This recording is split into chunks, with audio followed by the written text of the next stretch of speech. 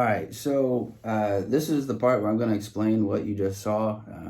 My goal with these videos with the SY-200 is to be able to inspire a few other people who are in similar situations like me, where you need to do a lot more with a lot less. $200 and a couple expression pedals, you can essentially fill a massive amount of sonic territory in your band. So I'm primarily in a worship context. This applies to anything where this makes sense musically.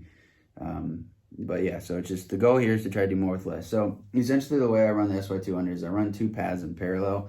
One path is the direct out, and it goes to the compressor, the fuzz, and then to signal path 1 up here. Then the effect out comes down to signal path 2. So the top part is essentially just a normal guitar rig, whatever you want to do, your delays, effects, whatever.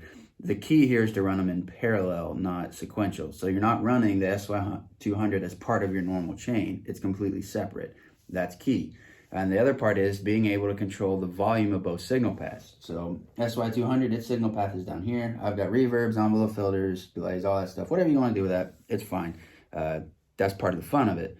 And so the key here is to control them both. So this is the volume level for my guitar signal path, and I have it set so that it's mid chain. So I could do swells and stuff like that. Again, that's just whatever your preference is. Put at the beginning, put at the end, doesn't matter. And then this is the Boss EV1 WL, and it's how I'm controlling everything. It's controlling it all via MIDI instead of expression. I did use the expression out, but eliminate. Whereas this, I can push on it and it changes mode to where I can control tone sweeps too, which you'll see me do some of that stuff in other videos. But yeah, so with this, I essentially right now, like, it's just controlling the volume of the SY-200. So for that bridge part, you saw me roll it out, and then as the bridge builds, slowly roll in that heavy pad, and it just starts to build and add an underlying weight to the bridge. As far as the effects going, I'm using the heavy pad. I've got the tone rolled down to 22, the resonance rolled down to 40, and the depth bumped up to 65. And I believe this is variation 5.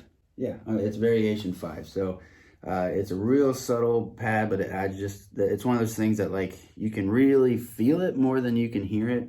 But for big chords that are just, you're ringing it out the way this song does, it works out really well. And the other thing is, because it doesn't have as much high-end information, like high frequency information, on the last chorus, I'm able to come up here and play full chords while ringing out this song. And even so, it's able to do, add that impactful, like, high frequency with your normal guitar pedal. That's going to dominate those frequencies because the synth pad doesn't have a ton of information up there.